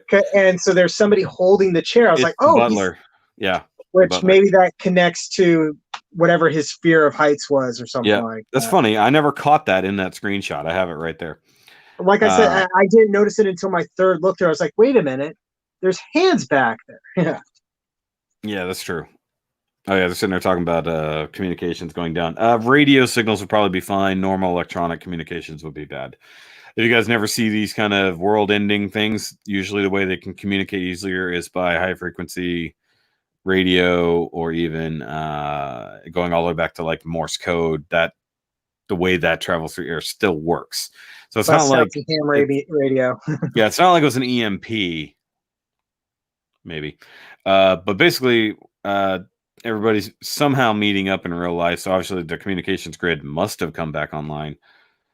We see Par. We see Hiruto. I don't think we see anybody else at all, though we're all interested to see what Kazumi looks like in real life. I assume fat and short, because he's tall and muscular in the game. But yeah, if we finally find out what happened to if something happened to Shahryar, so his little brother is there, and we talked about it a few weeks ago. Somebody brought up the theory that he was Shahryar's younger brother or related somehow, but also why his looks are very similar, and the fact that his brother would have probably helped him build Morgiana. But then we also see the mysterious Mark III that everybody's looking for. And some of the things that some thoughts I had about that was the Mark III is in very similar colors to like the Lightning Gundams that were made in Build Fighters Tri. That's probably just a coincidence, but that's just something that really stood out to me. Yeah, I got that. Right next to it is that weird motorcycle Gunpla. Really? I didn't see that. Did I get a screenshot of that? I don't think I did. Hold on. I'm scrolling through my screenshots. No, I didn't get a screenshot of that. And for those who, if anybody didn't see the comparison, just in case. So this was Shahryar from first season when they first revealed him. Oop, that's the wrong direction. That's Par's limo, which is shorter than Shahryar's was, but that's Shahryar. So, or Paryar. I'm gonna call him a Paryar. Same clothes, same kind of blonde hair, same yellowish eyes. Probably the same necklace, but that you can't see it on Shahri, basically. Machine rider or meteor hopper. Didn't see the bicycle. I didn't. Yeah, they don't know what you're talking about.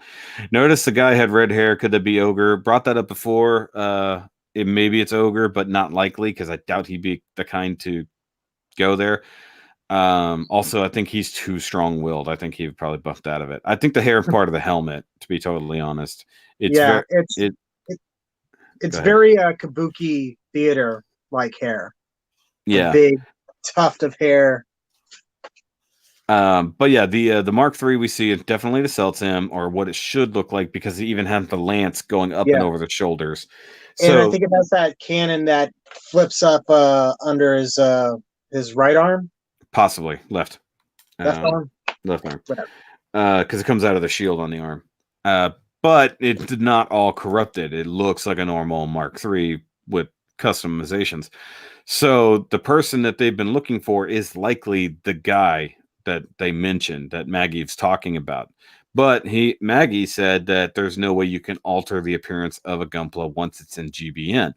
You'd have to do that in the real world. But now we're seeing it how it should look. So that means there is a way to corrupt it and change its appearance. So it's doable. We'll eventually find out how and why down the line. But the question is, why are they showing that if it's not maybe like a right before the end credits? So like if this person was also forcibly logged out, you got to wonder if this is the first time he's been logged out in a while. Oh, that would be interesting. Because it was just on a desk. But you know what you saw next to it that I think you're thinking was a motorcycle. I have to go back and look at what you're looking at. It's the home diving equipment.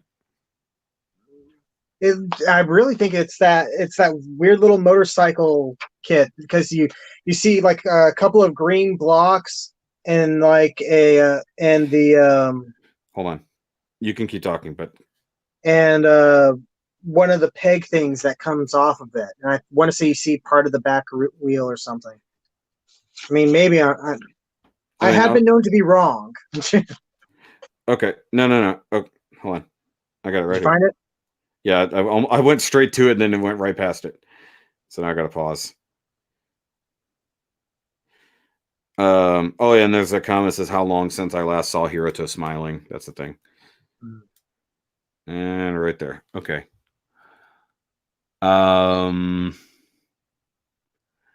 It's something on a base. I thought it was I mean, it looks definitely motorcycle-esque.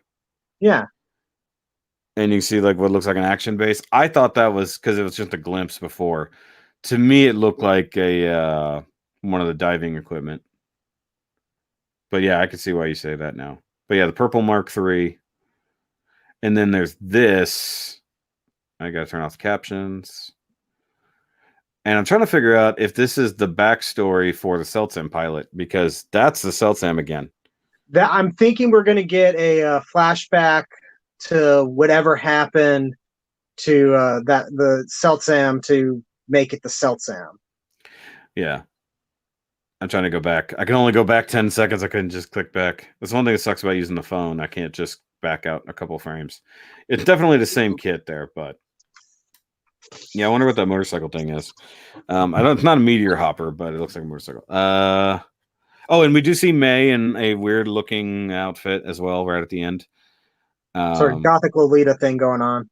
Yeah, I don't know what that's all about. I don't know if that's like her everyday wear or like it's her morning thing. I don't know. It's a bike that Nami uses in Build Divers. Okay. Maybe, but the wheels look too big. I could be wrong. What if the guy from season 1 GBN is being like Meijin season 1 of Build Fire Control trying to yeah. Well, that's what we were talking about earlier with the I already forgot the word again. Yeah, when he was being controlled by the embody system. That's what I keep on saying. Enact. Alice's name was a surprise. Wasn't May the one that seemed to know Celtsam pilot's name? Yes, she asked him if it was his name, but which is clearly the person that Maggie was looking for and talked about. It's Mark III, but the silhouette doesn't match. So that's who it is, but it's been corrupted by Alice somehow. So he probably logged in earlier and it's been corrupted. Made May. Yep. Got to get that p-bandai money. Got to get that p-bandai made bot. It's going to be the made. If you catch my drift, it's the made doll. Hiroto seemed like he had a path with the pilot. Everybody keeps saying that. I don't think Hiroto had a path with this guy because he would have heard what she said and been like, I know that name. I think he would like, he's only interested in the Celtsam because one, the name is strange, which you know that's the actual name of it. And then the fact that it is a powerful Gunpla that's in the game, but now he knows it's a person piloting it, which she also knew, but apparently didn't mention the fact that she talked to him briefly. But I guess this is before she kind of trusted everybody. I don't know. Yeah, so next week should be interesting. This is where I thought maybe they would do a skip, like they're gonna jump to do something else. But so we get to hopefully see characters in real life, hopefully get some backstory on these people. And then I wonder how long it's going to take for them to get back into GBN and if they can even get back into the mission again. Because without having, I don't think it was ever covered, maybe it was early on, that they can't just access it anytime they want. They have to have a mission goal to go into. So the question is, can they just get back into it? Unless technically their other mission was never failed or never passed. That mission may still be running, so to speak. And they get back in and see the remnants of people left. I wonder if it'll be a time skip and it'll be like everyone's enslaved by the One Eyes. Just make it more depressing. Yeah, go there full on dark world. I hope Hiroto meets Maggie in the next episode. Yeah, come on. Well, the thing is, where was Maggie? Because we know Hiroto's in Japan somewhere. We know Maggie's in Japan somewhere. And May could be anywhere. No, May have to be in Japan too, because that's where her body came up. Yeah, May, I get the feeling is probably, I don't know, since they made a body for her, I get the feeling that maybe she's living with she's somebody. Like, we don't know who she's living with. That's the weird thing. With Koichi and Suwar or whatever like that, or staying with I like that you can't remember his name. It's a weird Japanese name. It's not that weird. Anyway, because I think it's Tsukasa. Tsukasa, like Tsukasa. Mikasa is Tsukasa. Anyways, he's got to be living with somebody. I think she's probably living with Nami, because it would make, if you were a tiny little female person, would you want to live with a couple dudes who are definitely Fair creepy? Definitely creepy. I mean, do they build her like a? That's also why she's dressed up like that, because I bet Nami makes her wear it. She makes outfits. We know Nami makes outfits. Right. So maybe everybody travels to there to meet up. So maybe they'll meet up in Maggie's bar in real life, just like the Build Divers did previously. Or they'll meet up at the Gundam base Tokyo, in front of where the unicorn statue is. Time skips. The villagers hate everybody. Yeah, it's gonna be like the 7-year time skip in Fairy Tail. Sarah was left in the care of the female characters last time. Left in, I don't know. We didn't really resolve anything there. I mean, it's just they all logged in. It just made sense for a female person to be there. But like the weird part will be, and this is just a thought I had, is there a tiny village set up somewhere for L divers in their plastic bodies? If there's or are they just logged in like 19 hours a day? Like, do they sleep? Hold on. The L divers sleep. Sarah does. Really? Because don't we see her like pass out? She passed out from she falls asleep in their secret base thing when they first get like that, the little futuristic room before they get their main base on the island. They're talking, and then they look over and they see that she's all curled up asleep, and they make a comment about, it's like, oh, did she fall asleep IRL? Oh yeah, okay, that's right. Yeah, they couldn't figure out how she was asleep in the game. That's right. I have the answer for you there, B-Nuts. I just forgot where I wrote it, but I believe the answer is 87, because he wonders how many people or how many L divers go to the real world. All of them, because they said they recovered 87 of them. And that they are specifically under the care of the GBN administration, I believe. Yeah. No, Gold Cat, they said that they recovered them all the same way they did with Sarah, which means they gave them all bodies in the real world so that they could log out and be free. Otherwise, they would just be little electronic slaves that the administration can just do whatever. I'm picturing that that the Gundam base Tokyo has like some sort of display set up where they live or something. A little zoo for the tiny plastic people. But yeah, no. God, that was a weird question. Why did I bring that up? Either way, no, they said they recovered them, but it doesn't mean they have to stay. Hi. They don't have to stay in the game all the time if they don't want to. So either way, mobile dolls is a Gundam Wing thing. True. As long as they get a doll body, an Eldiver should be able to go to the real world. And I think that to give them freedom and to also kind of get their data out of the game, because it's kind of a problem. The reason why they were okay with Sarah leaving is she was causing problems. So all Eldiver probably, while they're still in the game initially, probably all caused issues. So they needed to get them out. And the only way to do that is with the way Koichi and Tsukasa do it. I mean, they're probably not all elaborate bodies, but to have the brake decals installed, the brake, whatever they called that, I forget, they gave it a real name, the way they transfer the consciousness to the plastic bodies. Either way, 87p Bandai, or 87p Bandai mobile dolls. Not true, because 2 of them aren't. Actually, we never got Sarah variants either, but that's okay. No, we got one Sarah variant. What was it? One that didn't even happen in the show, if I remember correctly. They had Mirror World Sarah, where it was the black evil color scheme. Dark Sarah. Yeah, the one that the color scheme that they should have done for the blue Oni unit and the beam, the Master Blast or whatever. Yeah, but they still haven't given us. I love that you like. Okay, so Doji is the blue. It's the Gira Garaga pilot, and Yuki. Remember, they became friends, and he switched sides. He's like, "Screw you! I don't want to be an ogre anymore. They have more fun. You're not fun, stupid ogre." Anyways, on the Oni team. Either way, so this was a good episode. It was a heavy. I cried twice so far.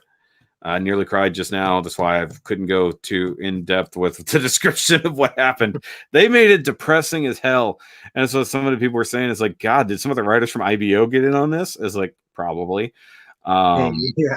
Because the whole idea of the left series was the only real stakes were what was happening with Sarah. And then they were kind of in God mode most of the time, so it didn't matter. Only at the final battle, when it's we're gonna flip the switch and kill this bitch, did any real stakes come into that thing. The stakes have been real since the beginning, and they've slowly been unraveling why in this. And with season 1, the stakes were Sarah's life and the game, and that was it. That was it. And Sarah's life was tied to what was happening. They were always talking about how we just want to enjoy the game that we're playing. Yeah. And it's like, that sounds super shallow. I just want to play GBN. It's like, I enjoyed season 1, but even I was like, that's a horrible reason behind the when you're trying to make it sound super serious, it doesn't work very well. I think secretly we all wanted to follow the champ around because he was an adult. And it would definitely have. It's like it would have made more sense to see it from everything from his perspective, which would have been fun. But no, we got the kids' perspective, which is fine because they didn't know how to deal with the real world things. They're only dealing with things as kids deal with things. Mind you, they're 10 or whatever, or 12, however old they were. Old enough to probably have some Pokemon, but who knows? So yeah, they dealt with everything emotionally as children. This is older teens to young adults dealing with these things in the same way, but also real loss. There was nobody who had any issues except for Koichi and Tsukasa in the first one. Those are the only guys who had real beef, real issues in the real world. Everyone else, yeah. And once again, the adults were the interesting ones in the first season. Nobody gave a shit about what was going on with the kids. Who cared? Even everybody's favorite lady ninja, which they only cared for 3 reasons.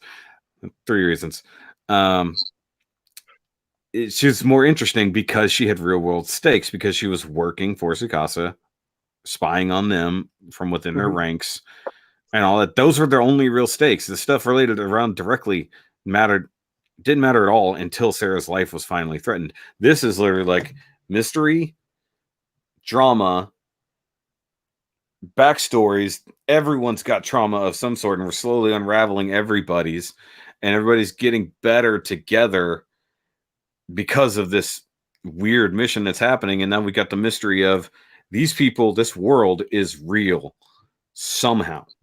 Yeah, and it's still not really clear how this is real, because everything still functions as if they are in GBN, but it shouldn't function this way. They shouldn't be real. Yeah.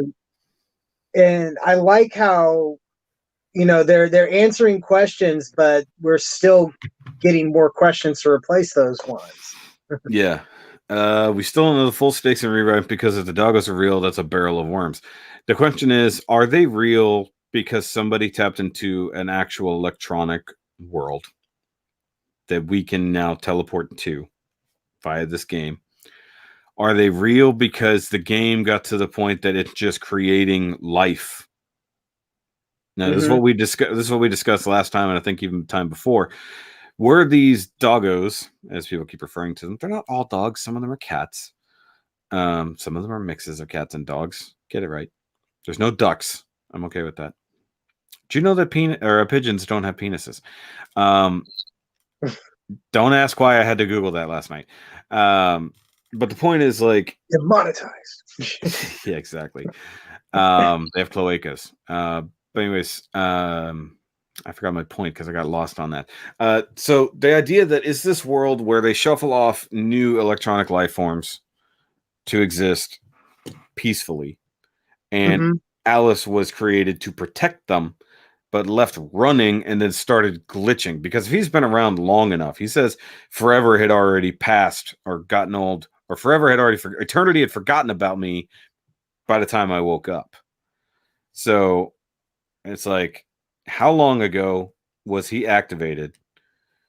You know, and how long ago was he supposed to protect this world that was set up? And then now he doesn't know what to protect it from. He's clearly corrupt. We've usually seen anything going pink or purple is bad.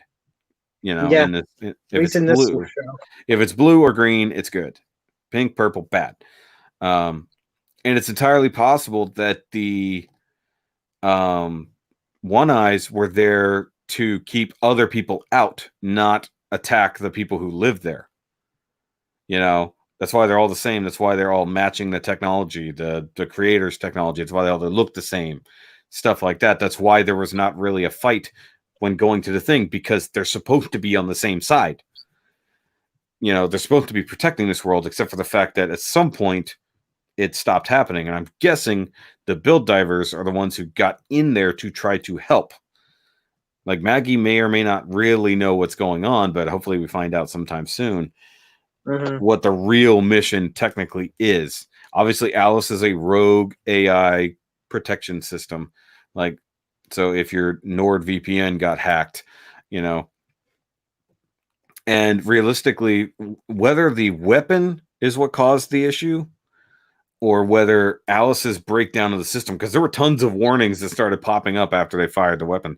So that may have legitimately caused real damage to something somewhere. In this virtual space that now affects the real world. And we already know that this virtual space is affecting the real world, because we saw it with Hiruto.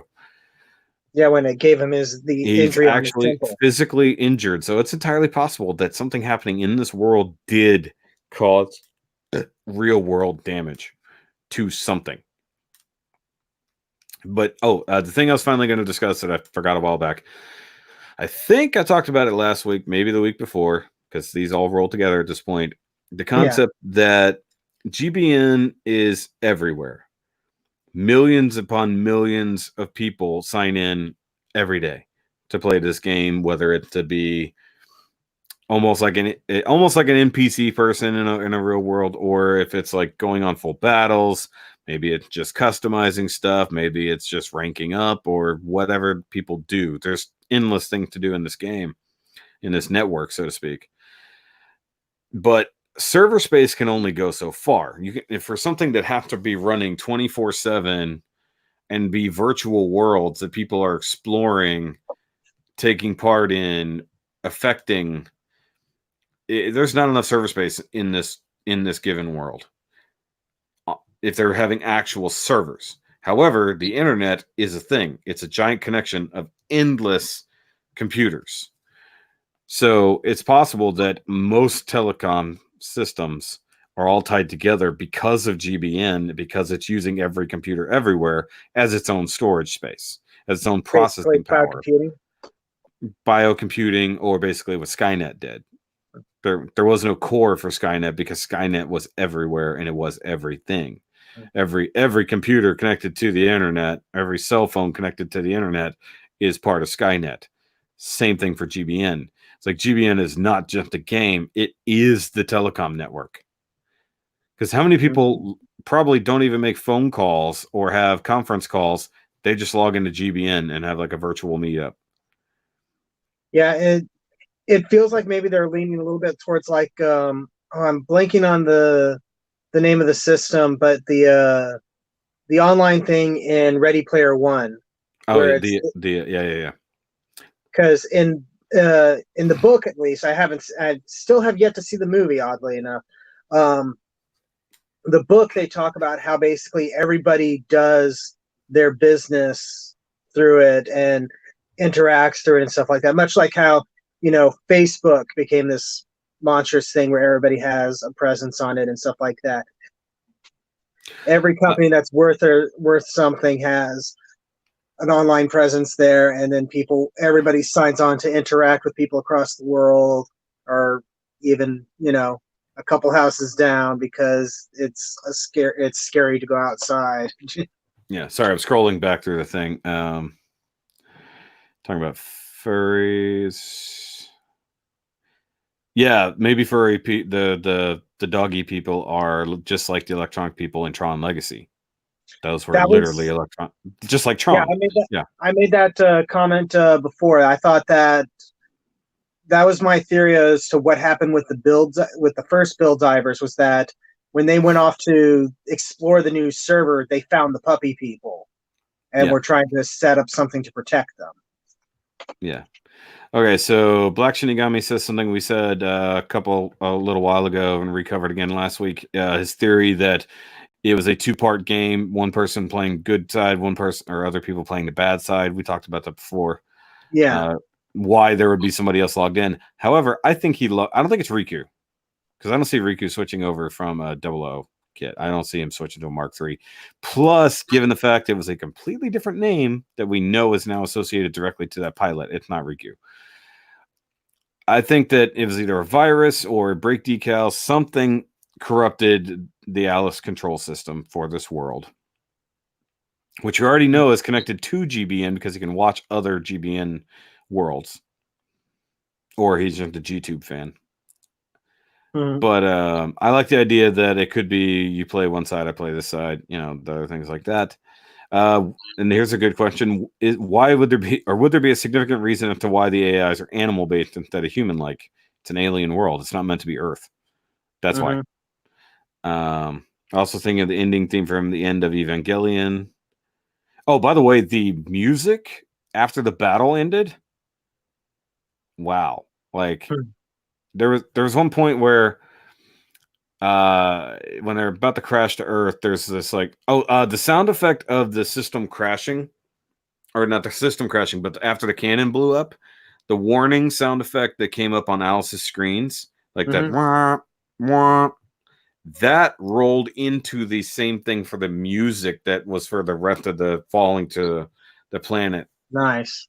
And I was like, I didn't catch that. That's good. No, go just like turn it off. Like, don't bother. Just close your eyes after that and listen to the music. Like, it is really good after that point. The music in general in this season has been top notch, if you ask me.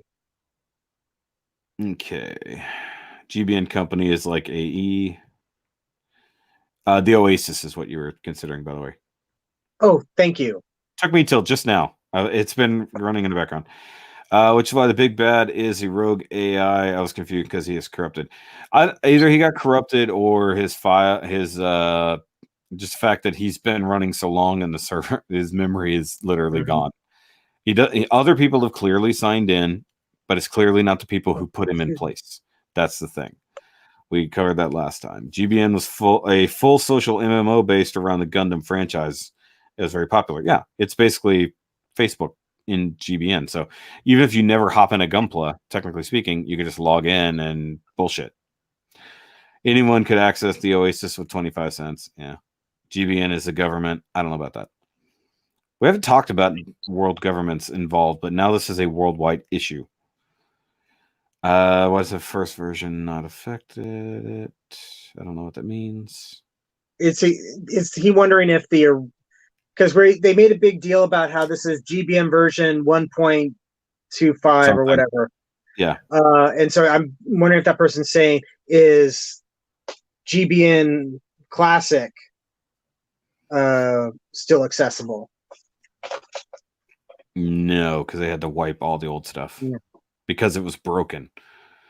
But if Alice has been around that long, maybe that's going to be a plot point. It's that they have to log into the old GBN or something like that.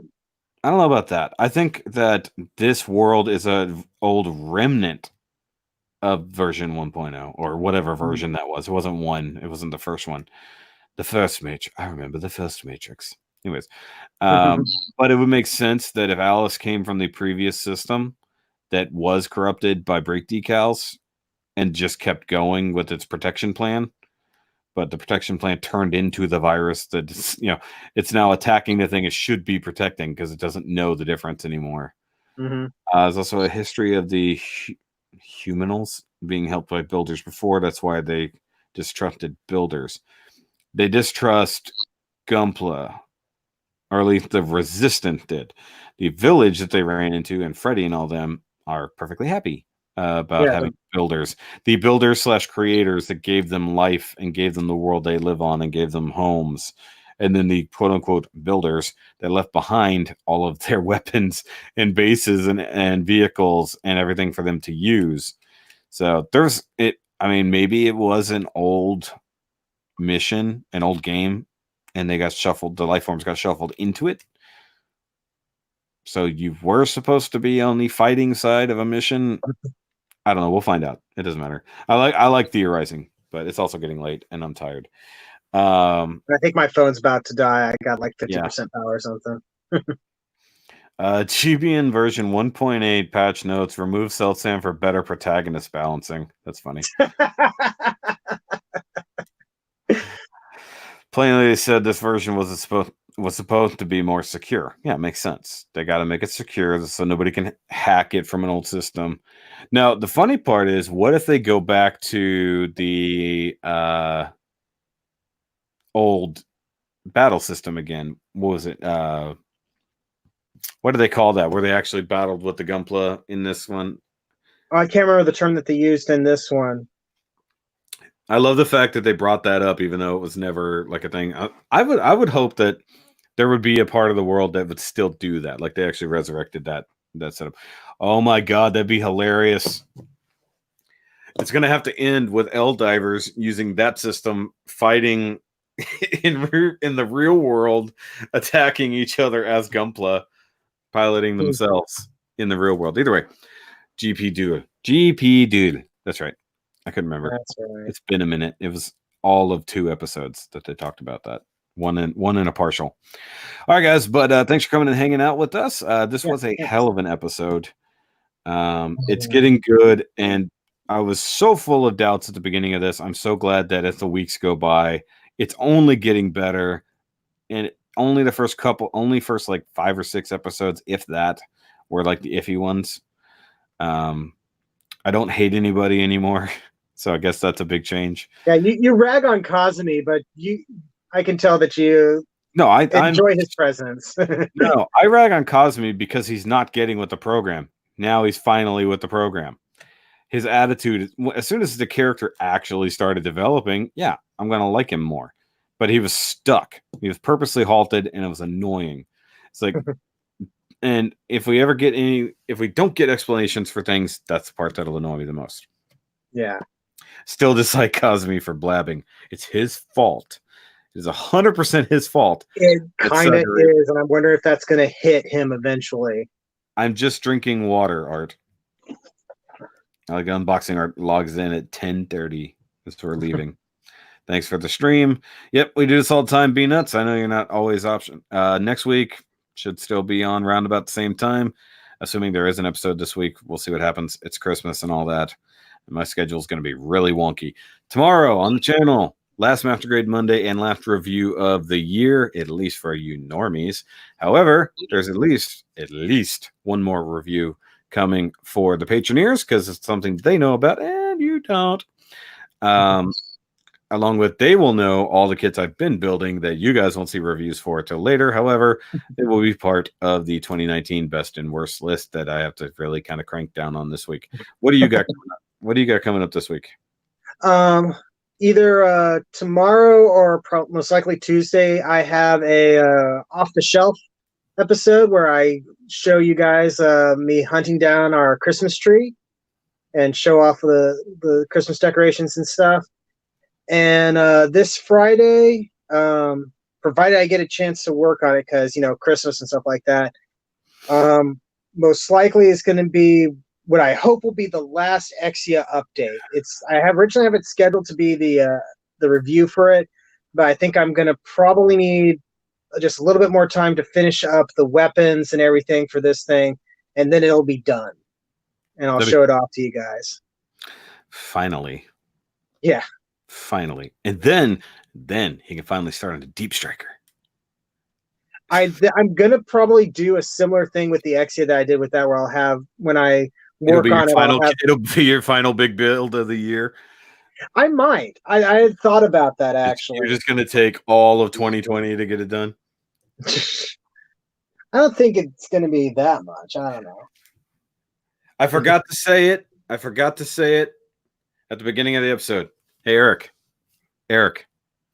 don't forget to work on your unicorn. He messaged me either yesterday or this morning. I think it was this morning. It's been a long damn day, guys. And we ragged on him hard last night about never finishing builds. So the unicorn has been in the backlog for a long time.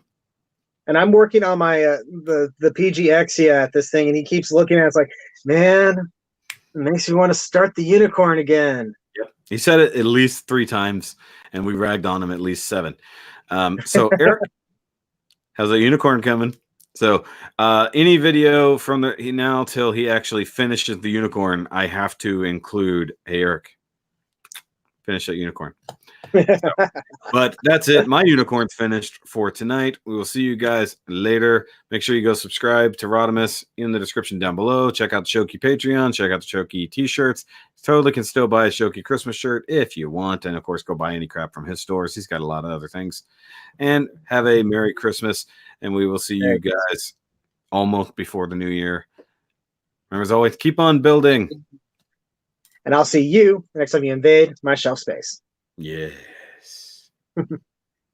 Jupiter is still a stupid name. It is.